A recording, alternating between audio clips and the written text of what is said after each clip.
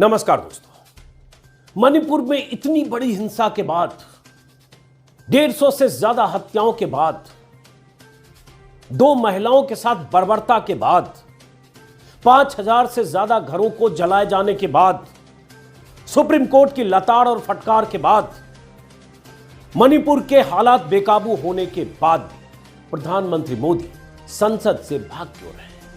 संसद में आकर क्यों नहीं बयान दे रहे हैं? क्यों नहीं बता रहे हैं कि मणिपुर में अगर ऐसी स्थिति हुई और है तो इसकी वजह क्या है? उनका जवाब क्या है? ऑन द रिकॉर्ड मणिपुर की स्थिति के लिए आज प्रधानमंत्री मोदी क्या कहते हैं, क्या कहना चाहते हैं? 3 दिन पहले तो जिस दिन संसद का सत्र शुरू हुआ, संसद परिसर में आए थे, अपने मंत्रियों की मौजूदगी में कैमरे के सामने 8 मिनट का एक आलाप किया, एक तरफा जो मर्जी आई बोला और 1 मिनट का मणिपुर पर बोलकर रस्म अदायगी कर दी। लेकिन अब जब विपक्षी दलों का मोर्चा बार बार यह कह रहा है कि संसद चलने से पहले संसद को हम बाधित तब तक करेंगे जब तक प्रधानमंत्री मोदी संसद में आकर सदन में फ्लोर पर अपना बयान न दें, अपनी बात न रखें। विपक्षी दलों का कहना है कि जब इतनी बड़ी घटना हुई और जब मणिपुर की स्थितियां 80-82 दिनों से बेकाबू है, तो विपक्षी दलों को यह जानने का हक है प्रधानमंत्री मोदी से, क्योंकि संसद सत्र चल रहा है तो फ्लोर पर प्रधानमंत्री मोदी से जानने का हक है और उन्हें हर हाल में संसद के फ्लोर पर आकर बयान देना चाहिए। लेकिन सरकार विपक्षी दलों से संवाद के नाम पर यह कह रही है कि आप राजनीति मत करिए, आप महिला उत्पीड़न या महिला अत्याचार के आड़ में राजनीति मत करिए, बातचीत करिए। लेकिन कहीं से जिक्र नहीं कि प्रधानमंत्री मोदी संसद में अपनी बात कब रखेंगे। इसलिए मैंने शो का नाम दिया है इंडिया का ऐसा प्रदर्शन, संसद से भागते मोदी। और इंडिया 26 दलों का वो मोर्चा, जिस मोर्चे का नाम अभी पिछले सप्ताह ही बेंगलुरु में इंडिया रखा गया है। तो इंडिया जिसमें 26 संगठन है, उन संगठनों की तरफ से, उन मोर्चे की तरफ से, उन दलों की तरफ से संयुक्त रूप से बहुत बड़ा प्रदर्शन संसद परिसर में हुआ। तस्वीरें अभी कुछ देर पहले की है।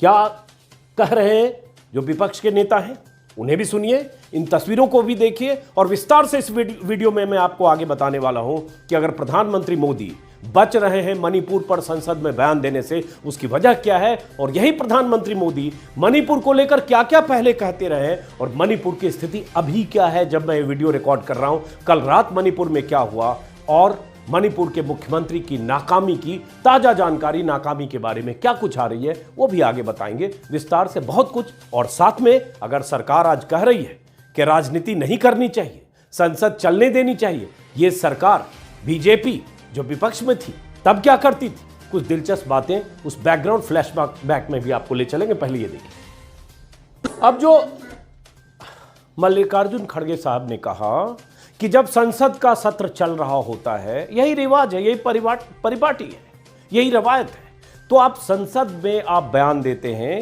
पहले संसद को सूचित करते हैं और उसके बाद आप पब्लिक को बोलते हैं। और अगर सत्र नहीं चल रहा होता है तो आप जहां भी मर्जी बोलिए, रैली में बोलिए, जहां मर्जी बोलिए, लेकिन सत्र चल रहा है तो फिर प्रधानमंत्री मोदी संसद सत्र में आकर बताते क्यों नहीं है कि मणिपुर में क्या हाल है। यह भी है कि बहुत सारे विपक्षी दलों को राजनाथ सिंह की तरफ से, सरकार की तरफ से, कुछ मंत्री की तरफ से और लोग जो क्राइसिस मैनेजमेंट करते हैं उनकी तरफ से फोन किया गया इंडिविजुअली कि आप लोग संसद की कार्यवाही चलने दीजिए। लेकिन सबकी एकजुटता दिख रही है और पहली बार इंडिया, जैसा कि मैंने कहा, इंडिया INDIA, वो मोर्चा जो अभी बना है, वो मोर्चा जिसमें 26 घटक दल है, उस मोर्चे का पहली बार प्रदर्शन और प्रधानमंत्री मोदी को लेकर सवाल। अब जरा देखिए सरकार का रवैया और उसके बाद मैं इसके बैकग्राउंड में, फ्लैशबैक में भी ले चलूंगा 9 साल, 10 साल, 11 साल पहले के फ्लैशबैक में। तो अनुराग ठाकुर साहब है केंद्रीय मंत्री, सूचना प्रसारण मंत्री, इनके 2 बयान हैं।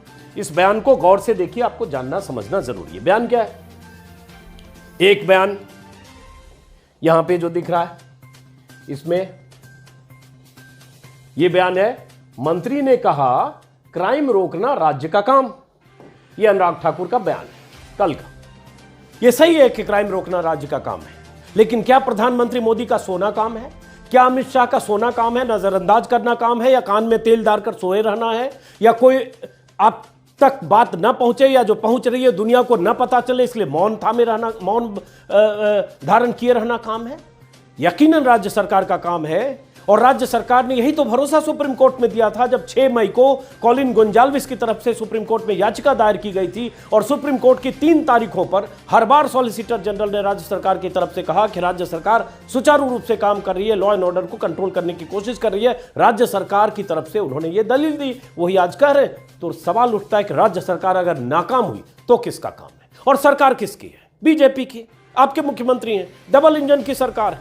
तो डबल इंजन की सरकार अगर वहां फेल है और उनकी नाकामी की इतनी कहानियां हर शक्ल में, टॉर्चर, बर्बरता, आगजनी, हत्या, हिंसा, और क्या सबूत चाहिए, तो उसके बाद क्या काम है राज्य सरकार का? क्राइम रोकना अगर काम है और विफल है तो प्रधानमंत्री और गृह मंत्री का क्या काम है? क्योंकि पार्टी आपकी, सरकार आपकी वहां भी और यहां भी। अब इसमें चूंकि इन्हें यह कहना है, इसको राजनीतिकरण खुद करते हैं और कह रहे हैं विपक्ष राजनीति ना करे। अब इसमें क्या हुआ?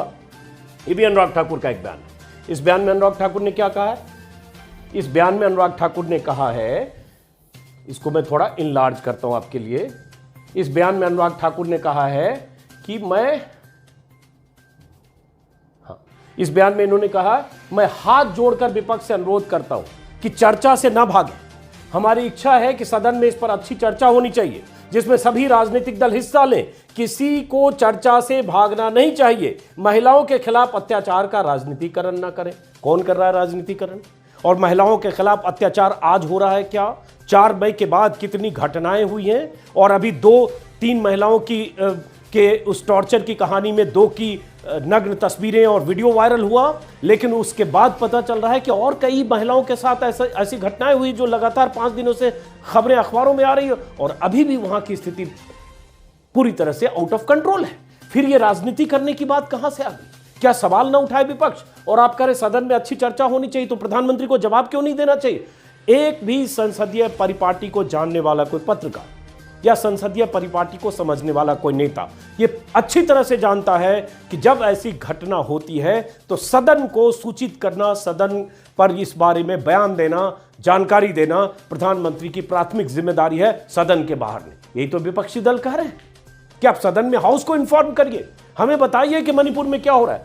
ये पॉलिटिकल बयान अनुराग ठाकुर या जो भी नेता दे रहे हैं बीजेपी की तरफ से, और लगातार ये आरोप लगा रहे हैं कि हम चर्चा के लिए तैयार हैं, विपक्ष भाग रहा है। और इस तरह से अनुराग ठाकुर के कई बयान हैं जिसमें चूंकि कल उन्होंने कहा होगा कि अपराध कम करना राज्य सरकार की जिम्मेदारी है, विपक्ष इस चर्चा से भाग रहा है, लेकिन स्थिति क्या है? अब उसके बाद एक बयान मैं देख रहा हूं जो कांग्रेस के जयराम रमेश ने कहा कि वीरेंद्र सिंह के सीएम रहते शांति नहीं हो सकती है, और वीरेंद्र सिंह जो चीफ मिनिस्टर हैं उन पर 100 सवाल हैं, और सवाल उनकी नाकामी, निकम्मेपन के हैं जो लगातार सामने आ रहे हैं। यहां तक कि बीजेपी के जो विधायक हैं मणिपुर के, उन्होंने तक कह दिया कि उनसे सब कुछ संभाल नहीं रहा है। वो भी आगे मैं बताऊंगा। तो ये है। अब आगे अब आते हैं उस पर, चूंकि बीजेपी बार बार कह रही है कि राजनीति ना करें, संसद चलने दें, तो कुछ हमने बयान निकाले गूगल में, सिर्फ आप सर्च कर कीजिए, पार्लियामेंट संसद नहीं चलने दी बीजेपी, अलग अलग साल आप कुछ भी करिए, तो आपको बहुत सारे ऐसे बयान निकलेंगे। अब ये बयान जो हमने निकाले, अब ये देखिए, जब बीजेपी संसद नहीं चलने देती, और ये बयान सारे हैं 2010, 11, 12, 13, यही बीजेपी थी, तब विपक्ष में थी। बीजेपी संसद का सत्र नहीं चलने देने के मूड में, संसद को ठप कर बीजेपी ने ठीक किया। किरण बेदी बीजेपी की नेता थी, अब उपराज्यपाल होकर रिटायर कर गई हैं। जेपीसी की मांग पर नहीं चलने दी संसद, संसद का चलना यूपीए सरकार पर निर्भर, बीजेपी को संसद ठप होने का अफसोस नहीं, संसद की कार्यवाही अनिश्चित काल के लिए स्थगित, संसद के दोनों सदनों में हंगामा, नहीं चली कार्रवाई। ये सब 10, 11, 12 का भ्रष्टाचार के मुद्दे पर हंगामा, संसद स्थगित। और ये वो दौर था जब राज्यसभा में एलओपी, राज्यसभा में अरुण जेटली थे और लोकसभा में सुषमा स्वराज थी। बहुत सारे ऐसे बयान हैं जब संसद कई दिनों तक नहीं चली और तब सरकार या मनमोहन सिंह चाहते थे कि सदन में चर्चा हो और ये लोग हंगामा करते थे। ऐसे बहुत सारे बयान। तो ये वो बीजेपी। आज अगर मणिपुर में इतनी बड़ी घटना हुई, और आज की घटना की बात 80 दिनों का है, 80 दिनों के लॉलेसनेस का है। इतनी मौतें, इतनी हत्याएं, और आज की तारीख में भी वहां सब कुछ आउट ऑफ कंट्रोल है, उसका है। सुप्रीम कोर्ट तक को कहना पड़ा कि आप एक्शन लीजिए, नहीं तो हम एक्शन लेंगे। तो विपक्ष का काम क्या है? विपक्ष का काम है सरकार से कहे कि ऐसा क्यों हो रहा है, जवाब दो, चर्चा करो, फ्लोर ऑफ द हाउस पर आओ, प्रधानमंत्री को कहे कि आप जवाब दो। यही तो पहले होता था, और तब बीजेपी यही काम करती थी जो आज बीजेपी कह रही है राजनीति हो रही। बहुत दिलचस्प एक बयान मुझे मिला जब मैं देख रहा था कुछ रिसर्च, तो एक अरुण जेटली का बयान आया, जो जिनका निधन हो गया, मोदी सरकार में वित्त मंत्री थे, रक्षा मंत्री भी रहे। उनका एक बयान था कि जो संसद की कार्यवाही को ठप कराना कई बार लोकतंत्र के लिए बहुत जरूरी है, और उसके फायदे उन्होंने गिनाए थे। सुषमा स्वराज और अरुण जेटली जब जिस दौर में ये लोग उस तरह की बातें करते थे। और उसके बाद बहुत सारे बयान मुझे मिल गए 2011 के, 2012 के, 2012 सितंबर के। एक बयान है, मैं पढ़ के सुनाता हूं कि कैसे संसद को बीजेपी जब स्थगित करती थी या संसद को नहीं चलने देती थी दरअसल, तो क्या बयान देते थे तब अरुण जेटली। एक बयान है, then leader of opposition in Rajya Sabha Arun Jaitley says, quoted as saying in Ranchi में बोला था, Parliament's job is to conduct discussions, but many a time Parliament is used to ignore issues. In such situation, obstruction of Parliament is in the favor of democracy. इन्होंने कहा कि जब parliament कई बार गंभीर मुद्दों पर डिस्कशन नहीं हो पाता है पार्लियामेंट में, तो संसद की कार्यवाही को न चलने देना डेमोक्रेसी के लिए फायदेमंद है, यह जरूरी है, डेमोक्रेसी के पक्ष में। ऐसे कई बयान हैं। अब एक बयान और है, there are occasions when an obstruction in parliament brings greater benefit to the country.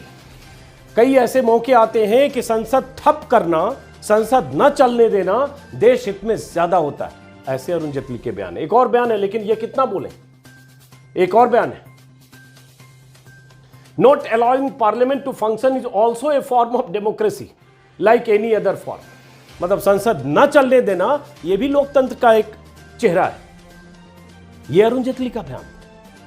Leader of opposition in Rajya Sabha, BJP के दिग्गज मंत्री रहे मोदी सरकार में, और बीजेपी के कानूनी जानकार से लेकर सब कुछ थे। वो बीजेपी आज करी राजनीति ना करें और विपक्ष संसद को चलने नहीं दे रहा। पहले बीजेपी ने क्या किया? जो भी विपक्ष था यही करता रहा। और मणिपुर का हाल क्या है? ये तस्वीरें मैंने देखी, आशुतोष मिश्रा इंडिया टुडे आज तक के बहुत फायर ब्रांड रिपोर्टर हैं, उनकी तस्वीर मैंने देखी, ट्विटर पर उन्होंने डाली है कि मणिपुर में रिपोर्टिंग के लिए जब गए हैं तो कैसे वो हथियारबंद दस्ते हैं। मुझे नहीं पता कि ये कुकी ग्रुप है या मैतेई ग्रुप है, लेकिन किस ढंग से वो हथियारबंद दस्ते हैं और वो एक दूसरे को निशाना भी बना रहे हैं, अपनी सुरक्षा भी कर रहे हैं। तो ये मणिपुर की स्थिति है। कहाँ की क्या है इसके बारे में विस्तार से हमें जानकारी नहीं। हालांकि इससे ये भी नहीं पता चल रहा है कि ये किसी मतलब प्राइवेट आर्मी की तरह है या क्या है, लेकिन तस्वीर मैंने देखी। उसके बाद रिपोर्टर वहां से सब कुछ लाइव बता रही है, आगजनी हो रही है, वहां की स्थितियां आउट ऑफ कंट्रोल है अभी भी। सुप्रीम कोर्ट के कहने के बाद, फटकारने के बाद, प्रधानमंत्री मोदी के संसद परिसर में भाषण देने के बाद, उन दो महिलाओं के वीडियो वायरल होने के बाद और प्रधानमंत्री के कहने के बाद हम क्रोध और आक्रोश में और दुखी हैं। उसके बाद क्योंकि वहां की स्थिति ऐसी हो गई है कि नियंत्रण नहीं हो रहा है दोनों जातीय जनजातीय समूहों के बीच, कुकी और मैतेई के बीच। उसका बैकग्राउंड बहुत लंबा है, हाईकोर्ट ने फैसला दिया और उसके बाद से कैसे हुआ उस पर चूंकि कई बार बात हो चुकी है, उस विस्तार में नहीं जा रहा हूं, शायद आप जानते होंगे। अब यहां सरकार के लॉलेसनेस होने की बात है वहां मणिपुर की। अब एक करगिल में जो फाइटर थे, सैनिक थे, उनका एक बयान वायरल भी हो रहा है, जिसमें उन्होंने कहा मेरी पत्नी पुलिस की गाड़ी में थी, भीड़ ने उसे पुलिस के सामने उतारा, निर्वस्त्र कर दिया, पुलिसकर्मी दूर से देखती रही। यदि पुलिस को मदद मिलती तो यह कभी न होता। ये करगिल युद्ध में लड़ने वाले एक सैनिक ने कहा अपनी पत्नी के बारे में। सुरक्षा वालों के सामने एक दूसरे पर अंधाधुंध फायरिंग कर रहे हैं कुकी और मैतेई। ये दैनिक भास्कर की रिपोर्ट है। दैनिक भास्कर के रिपोर्टर वैभव पलनीटकर भी वहां से रिपोर्ट कर रहे हैं कि कैसे वहां आउट ऑफ कंट्रोल स्थिति है। ये कल की सारी तस्वीरें और वीडियो है। और उसके बाद अगर विपक्ष कहता है कि आप फ्लोर ऑफ द हाउस पर आइए और बताइए देश को कि वहां स्थिति बेकाबू क्यों है, तो बताना चाहिए या नहीं, और उस प्रधानमंत्री को बताना चाहिए या नहीं कि मणिपुर में ऐसी स्थिति क्यों हुई। जिस प्रधानमंत्री ने चुनाव में वोट मांगते वक्त 2017 में क्या कहा वो भी बहुत अहम है, 2022 में क्या कहा चुनाव के समय वो भी बहुत अहम है। अब 2022 में ये प्रधानमंत्री का भाषण है। भाजपा को वोट दें, यह चुनाव अगले 25 वर्षों के लिए मणिपुर का भविष्य तय करेगा, यह पीएम ने कहा। अगले 25 वर्षों के लिए मणिपुर का भविष्य तय करेगा, भाजपा को वोट दें। यही अंग्रेजी में, vote for BJP as this election will decide Manipur future for next 25 years. प्रधानमंत्री मोदी, ये भी अलग अलग जगह से मैंने ये रिसर्च से ये क्लिपिंग निकाली है। This election will decide Manipur future for next 25 years. ये प्रधानमंत्री मोदी का भाषण था जब मणिपुर में चुनाव के लिए प्रचार करते हुए बीजेपी के पक्ष में वोट मांग रहे थे। डबल इंजन की सरकार है, क्या हाल है?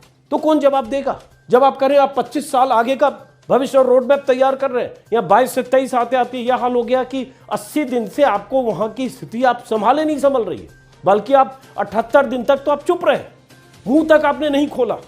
और उसके बाद आज संसद में अगर विपक्ष कह रहा है कि आप आकर बताइए देश को, हम भी सुनना चाहते हैं। एज ए जर्नलिस्ट मैं भी सुनना चाहता हूं कि प्रधानमंत्री मोदी बताएं पहले कि 80 दिनों से स्थितियां क्यों कंट्रोल में नहीं है। प्रधानमंत्री की जुबान से हम कहानी तो सुने, जस्टिफिकेशन तो सुने। ये जानने का हक हर नागरिक को है, पत्रकार को है, विपक्ष के नेताओं को तो है ही, क्योंकि संसद में उनका प्रधानमंत्री से सवाल पूछना और फ्लोर पर चर्चा करना, जवाब देना, काउंटर करना उनका काम है, इसीलिए चुनकर गए, यही विपक्ष की भूमिका होती है। तो प्रधानमंत्री का ये बयान, और उसके बाद ये बहुत अहम बयान है जो बीजेपी के एक विधायक हैं, पीएम मोदी, अमित शाह वगैरह पर उन्होंने सवाल उठाया। बीजेपी के विधायक ने कहा पीएम मोदी के अमेरिका दौरे से पहले उन्होंने मुलाकात की कोशिश, पीएम मोदी से मुलाकात की कोशिश की थी, जवाब का इंतजार कर रहे हैं, उनकी मुलाकात नहीं हो पाई। और बीजेपी विधायक हाउकिप ने कहा, इनका नाम हाउकिप है, इन्होंने कहा कि मैं ये मान रहा हूं कि अमित शाह वहां की स्थिति की गंभीरता को लेकर प्रधानमंत्री को रिपोर्ट करने में फेल रहे। 79 दिनों को भूल जाइए, इतनी बड़ी हिंसा के लिए एक सप्ताह भी लंबा समय है, कई जानें बचाई जा सकती थी। मैं अपने लोगों के नेता होने से बहुत दुखी हूं, ये बीजेपी का विधायक कह रहा है। बीजेपी के विधायकों ने अमित शाह से भी मुलाकात की थी मई में, और तब भी उन्होंने बताया था कि कैसे वहां लोकल एडमिनिस्ट्रेशन, मुख्यमंत्री पर भी आरोप लगाया था कि मुख्यमंत्री एक पक्ष को ज्यादा प्रश्रय दे रहे हैं, या एक पक्ष की बात, मैतई की बात सुनते, मैतई समूह, चूंकि उन्हीं दोनों में विवाद है और आबादी ज्यादा मैतई का है, मैतई को हिंदू समूह है बहुसंख्यक, और ये अल्पसंख्यक है जिसमें ईसाई और बाकी जनजातियां। तो ये इस तरह से अमित शाह को भी बताया गया था कि वहाँ की स्थिति को मुख्यमंत्री ठीक से नहीं संभाल रहे। इसी बीच एक द वायर के लिए इंटरव्यू किया करण थापर ने, उसका कुछ हिस्सा बहुत ही मतलब खौफनाक भी, डराने वाला भी। एक आतंकवादी संगठन है मैतई का, उनका कहना है, प्रमोद सिंह का इंटरव्यू में उन्होंने कहा है कि अल्पसंख्यक कुकियों को पूरी तरह से खत्म करने की योजना बना रहे, और ये भी इसने कहा कि उसे सरकार का समर्थन प्राप्त है, इस बार कुकी अपना बचाव करने में असमर्थ होंगे। ऑन रिकॉर्ड कहा है इंटरव्यू में यह। इससे समझ लीजिए कि वहां की स्थिति क्या है, और इससे समझ लीजिए कि विपक्ष का अगर दबाव है सरकार पर, या विपक्ष अगर संसद नहीं चलने दे रही है, कह रही है चर्चा करिए, जवाब दीजिए, तो गलत क्या है। ये वो इस्तीफा है जो मणिपुर के मुख्यमंत्री एन वीरेंद्र सिंह ने देने का नाटक किया था, इस्तीफा देने का। इस्तीफा टाइप हुआ एक पन्ने में, ऐसे ही बाहर चर्चा होगी चैनलों पर कि मुख्यमंत्री आज इस्तीफा देंगे, और उसके बाद उनके किसी समर्थक के हाथ में इस्तीफा टाइप किया, थमाया गया। उस समर्थक ने कुछ लोगों को जो उनके घर के बाहर थे उनमें से एक महिला को आगे बुलाया, उसके हाथ में इस्तीफा दिया, उस महिला ने इस्तीफा फाड़ दिया, और उसी समर्थक ने जिसके हाथ में इनकी तरफ से दिया गया होगा वो इस्तीफा को ऐसे लिया, फिर ऐसे करके बनाया, बिछाया, फोटो खींचा और वायरल कर दिया कि मुख्यमंत्री तो इस्तीफा देना चाहते थे, लेकिन समर्थकों ने उन्हें इस्तीफा देने से रोक दिया। और उसके बाद मुख्यमंत्री ने कहा मणिपुर के हित में अभी मैं इस्तीफा नहीं दे रहा हूं। अरे तब से और आज की स्थिति इतनी खराब हो गई, तब देना चाहते थे, वो इस्तीफा फट गया, फरवाड़ दिया आपने।